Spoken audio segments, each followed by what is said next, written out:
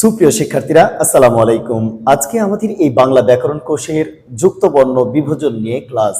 শিক্ষার্থী, আমরা বিশেষ করে যারা দশম শ্রেণীর শিক্ষার্থী তাদের যুক্তবর্ণ নিয়ে আমাদের অনেকটাই হেজিটেশন ফিল করি। আদৌ আমি যে যুক্তবর্ণগুলো নিয়ে কথা বলছি, নিঃসন্দেহে দশম শ্রেণীর শিক্ষার্থীরা পরীক্ষায় ইনশাল্লাহ এই যুক্তবর্ণগুলো বিভাজন সহজভাবে করতে পারবে। তাছাড়া আমাদের ভয়ভীতিগুলো দূরীভূত হবে। যুক্তবর্ণ বিচ্ছেদ নিয়ে আমাদের 1 মার্কের মিনিমাম, অনেক সময় 2 মার্কের বিভিন্ন পরীক্ষায় কোশ্চেন এসে থাকে। শিক্ষার্থী, যুক্তবর্ণ আদৌ কি? আমরা প্রত্যেকে জানি যে একাধিক বর্ণ যুক্ত হয়েই কিন্তু যুক্তবর্ণ তৈরি হয়। একাধিক বর্ণ যুক্ত হয়েই কিন্তু যুক্তবর্ণ তৈরি হয়। তবে এই যুক্ত বর্ণগুলো আবার সহজে চেনা যায়, আবার কোনগুলো সহজে চেনা যায় না। এই নিয়ে বাংলা ব্যাকরণবিদ এই যুক্ত বর্ণকে 2 ভাগে ভাগ করে। একটা হচ্ছে স্বচ্ছ যুক্ত বর্ণ আর একটা হচ্ছে অস্বচ্ছ যুক্ত বর্ণ। যে যুক্ত বর্ণগুলো সহজে আমরা বুঝতে পারি কোন বর্ণের সাথে কোন বর্ণ যুক্ত হয়ে যুক্ত বর্ণ তৈরি হয়েছে, সেটাকে আমরা স্বচ্ছ যুক্ত বর্ণ বলে থাকি। আর এমন কিছু একাধিক যুক্ত বর্ণ থাকে যে আদৌ কোন বর্ণের সাথে কোন বর্ণের যুক্ত হয়ে আদৌ যুক্ত বর্ণটা তৈরি হয়েছে আমরা বুঝতে সক্ষমতা অর্জন করি না। সেই জায়গাগুলোতেই আমরা হেজিটেশন ফিল করি।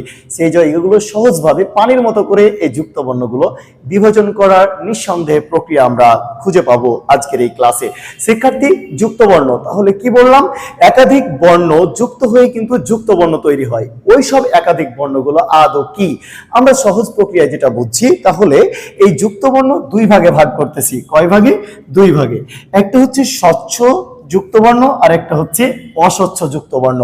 শিক্ষার্থী, এই স্বচ্ছ যুক্ত বর্ণগুলোর মধ্যে আমরা যেটা খুঁজে পাই, দেখলেই বুঝতে পারি অতি সহজে যে স্বচ্ছ যুক্ত বর্ণ কোনগুলা। যেমন এই জায়গায় আমরা নিঃসন্দেহে বুঝতে পারছি যে বর্গীয় জ যোগ বর্গীয় জ। আমরা অনেক শব্দ গঠন করি, যেমন বলি যে উজ্জ্বল, যার সঙ্গে আবার বফলা যুক্ত করে থাকি। আদৌ আমরা এই জায়গায় বর্গীয় জ এই যে শব্দটাকে, এই যুক্তবর্ণটাকে যে বিচ্ছেদ করতেছি, দিয়ে শব্দ গঠন করতেছি, এই যুক্তবর্ণগুলো বিচ্ছেদ করছি যখন আমরা গঠন করতে যাই, দেখব নিঃসন্দেহে প্রথম বর্ণের নিচে হস চিহ্ন বা হসন্ত চিহ্ন বসে থাকে। শিক্ষার্থী, এটা চিহ্ন বসার মিনিংসটা আদৌ কি?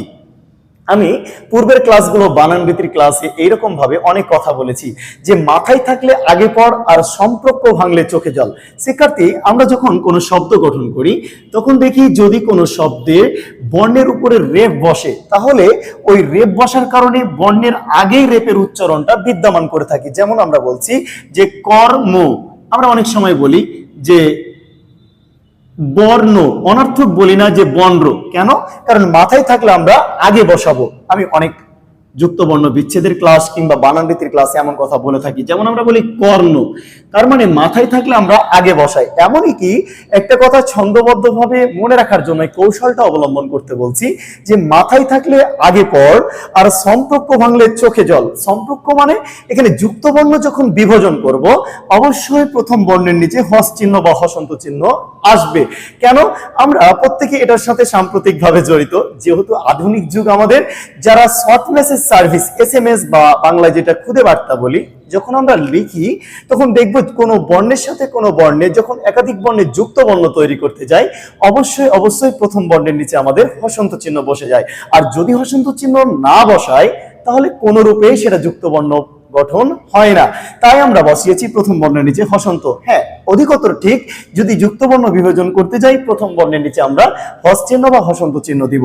পরের যে যুক্ত বর্ণটা আছে আমরা বিচ্ছেদ করতে পারছি যে প্রথমে ল, তারপরে হচ্ছে প, যে আমরা শব্দ গঠন করি গল্প এরকম বা অল্প, তাহলে প্রথম বর্ণের নিচে আবার কি বসবে? হস চিহ্ন বসবে। তারপরে যুক্ত বর্ণটা দেখতেছি তালিবস্য যোগ চ, তাহলে আবার তার নিচে আমরা হস চিহ্ন। তার মানে এগুলো আমরা অল্পতেই বুঝতে পারছি শিক্ষার্থী, কারণ স্বচ্ছভাবে আমাদের প্রতীয়মান যে এই যুক্ত বর্ণগুলো কোনটার সাথে কোনটা, কোন বর্ণের সাথে কোন বর্ণের যুক্ত হয়ে গঠন করা হয়েছে। আমরা এটাকে যদি বিচ্ছেদ করি তাই পাই ব যোগ দ। আবার এটাকে যদি করি তাহলে দেখতেছি ল যোগ ক। শিক্ষার্থী, এগুলো আমরা নিঃসন্দেহে বুঝতে পারছি, কারণ এগুলো হচ্ছে স্বচ্ছ যুক্ত বর্ণ। এগুলো আমরা ভাবনা চিন্তা ছাড়াই বিভাজন করতে পারছি। কিন্তু মোস্ট অফ দ্য স্টুডেন্ট কিছু কিছু যুক্ত বর্ণ নিয়ে হেজিটেশন ফিল করে, যে যুক্ত বর্ণগুলো হচ্ছে আমাদের এইগুলো। আদৌ এই যুক্ত বর্ণগুলো কোন বর্ণের সাথে কোন বর্ণের যুক্তের সমন্বয়ে গঠন করা হয়েছে? দেখতে অনেকটা একই রূপ, কিন্তু বিচ্ছেদ করতে গিয়ে আমাদের মনের ভাবনাতে আসে না যে এই বর্ণের সাথে এই বর্ণের যুক্ত হতে পারে। শিক্ষার্থী, এই যে আমি বোর্ডে যে যুক্ত বর্ণগুলো লিখেছি, অনেক অংশে পরীক্ষায় অনেকবার একাধিকবার এসেছে আমাদের এই কোশ্চেন গুলো। আমি বলি যে উদাহরণগুলো আমি আমার এই ক্লাসগুলোতে আমি অ্যাপ্লাই করি। আমি প্রত্যেক বলি যে এগুলো আমাদের পরীক্ষায় আসবার মতো, সো অবশ্যই আমরা এগুলো নোট ডাউন করতে পারি। শিক্ষার্থী, অবান্তরিক কোনো কথা নয়, পরীক্ষায় পড়িবে যা পড়াচ্ছি আমি তা। অর্থাৎ আমি সহজভাবে মজার কথায় বলি, পরীক্ষায় পড়বে যা, বেহুদা কিছু না। আদৌ এই শব্দগুলোর যদি গঠন করতে যাই তখন অতি সহজে বুঝে নিতে পারি, উচ্চারণ করতে পারি, কিন্তু যখন এই যুক্তবর্ণ বিভাজন করি তখন আমরা সন্ধিহানে পড়ে যাই আদৌ কোনটা ঠিক। শিক্ষার্থী, যখন এই যুক্তবর্ণ বিচ্ছেদ করব তখন আমরা পাবো ক যোগ মূর্ধন্য স। তাহলে এই ক যোগ স যে আমরা উচ্চারণ করতেছি, তাহলে নিঃসন্দেহে প্রথম বর্ণের নিচে হসন্ত হবে, এটা বুঝতে পারতেছি। কিন্তু একই রকম দেখতে হলো তার পাশে আমরা আরেকটা দাগ দিয়ে এরকমটা দেখতেছি। তাহলে এইবার কি হবে? এবার আমাদের যেটা হবে সেটা হচ্ছে ক যোগ মূর্ধন্য স যোগ ম। এটা হচ্ছে আমাদের সঠিক যুক্ত বর্ণ বিচ্ছেদ। তাহলে এখন এটার সঙ্গে যদি হসন্ত চিহ্ন না দিই তাহলে এটা যুক্ত হবে না, আবার এটা যুক্তের পরে যদি আবার হসন্ত চিহ্ন না দিই তাহলে এটা হবে না। তাহলে হস চিহ্ন আমাদের অবশ্যই যুক্ত বর্ণর ক্ষেত্রে প্রযোজ্য। সেটা আমরা বই পড়ে মুখস্থ করার দরকার নেই। আমরা আজকে আধুনিক যুগে ফোন টিপলে আমরা দেখতে পাই যুক্ত বর্ণ যখন গঠন করতে যাই প্রথম বর্ণের নিচে অবশ্যই হস চিহ্ন বসে। শিক্ষার্থী, পরেরটা ঠিক একই রকম মনে হলো, ভিন্ন রকম আছে। আমরা এখানে একটা দেখছি ঘুরাইয়া দিয়েছিলাম, কিন্তু এবার দেখতেছি এই জায়গায় সোজা মনে রাখছি। এই সোজা যে দাগ দিয়েছি, এটা আদৌ বিচ্ছেদ করতে গেলে আমরা কি পাবো? এখানে আর ক সাথে মূর্ধন্য স আসবে না, আসবে ক যোগ হ। তাহলে আমরা বুঝতে পারছি দেখতে অনেকটা একই রকম হলো, যুক্ত বর্ণ বিভাজন করছে তখন আমরা ভিন্ন রকম পাচ্ছি। এগুলোই হচ্ছে অস্বচ্ছ যুক্ত বর্ণ, যা দেখে মনে হচ্ছে একরকম, কিন্তু বিচ্ছেদ করতে গিয়ে একাধিক ধ্বনির বর্ণের মিল আমরা খুঁজে পাচ্ছি। এরপরে আছে আমাদের এই যুক্ত বর্ণটা। এই দুইটা অনেক অংশে আমরা একই রকম উচ্চারণ করি, আলাদা আলাদা শব্দের ক্ষেত্রে জানি আমরা হেজিটেশন ফিল করি আদৌ কোনটার সাথে কোনটা যুক্ত। যখন এমনটা থাকবে যুক্ত বর্ণ তখন আমরা পাবো হ যোগ দন্তন্য। আর যখন এমনটা থাকবে তখন আমরা দেখব যে হ যোগ মূর্ধন্য ন।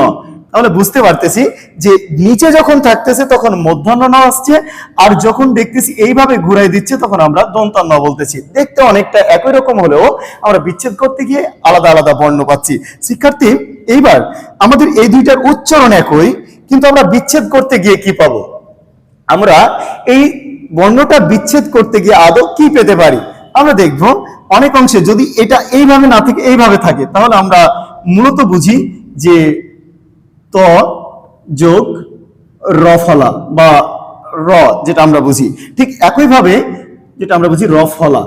আবার একইভাবে দেখি যে এর ক্ষেত্রেও এটা আসে যে ক যোগ র ফলা। কিন্তু যদি এইটা না হয়ে এই জায়গায় ঘুরাইয়া দিত তাহলে এই জায়গায় আর আমাদের এটা সঠিকতা হতো না। তখন কি হতো? তখন এটা হতো এই যে ক যোগ রফলা। তাহলে আমরা দেখতেছি যে অনেকটা একই রকম হলে অনেক সময় শব্দ তৈরি করি ক্রিকেট, তখন এই বর্ণ দিয়ে লিখি, অনেক সময় এটা দিয়ে লিখি। ভুল সঠিক সব দুইটাই ঠিক, তবে আমরা যুক্ত বর্ণের আদৌ যুক্তটা কোন বর্ণের সাথে কোন বর্ণের যুক্ত হয়ে এমনটা গঠন হয়েছে এখানে আমরা দ্বিধাদ্বন্দ্বে পড়ে যাই। শিক্ষার্থী, এরপরে যেটা আছে আমরা চিনতে পারলেও মনে সন্দেহ জাগতেছে আদৌ এটার সাথে কোন বর্ণের যুক্ত।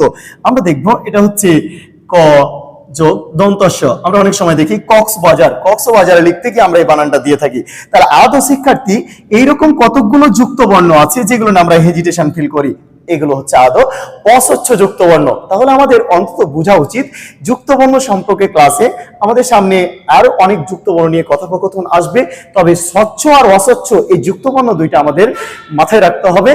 আর যে বিষয়টা বোঝাতে চাচ্ছি, যুক্ত বর্ণ যখন বিভাজন করব অবশ্যই প্রথম বর্ণগুলোর নিচে হস চিহ্ন বিদ্যমান থাকবে, নতুবা যুক্ত বর্ণ হবে না।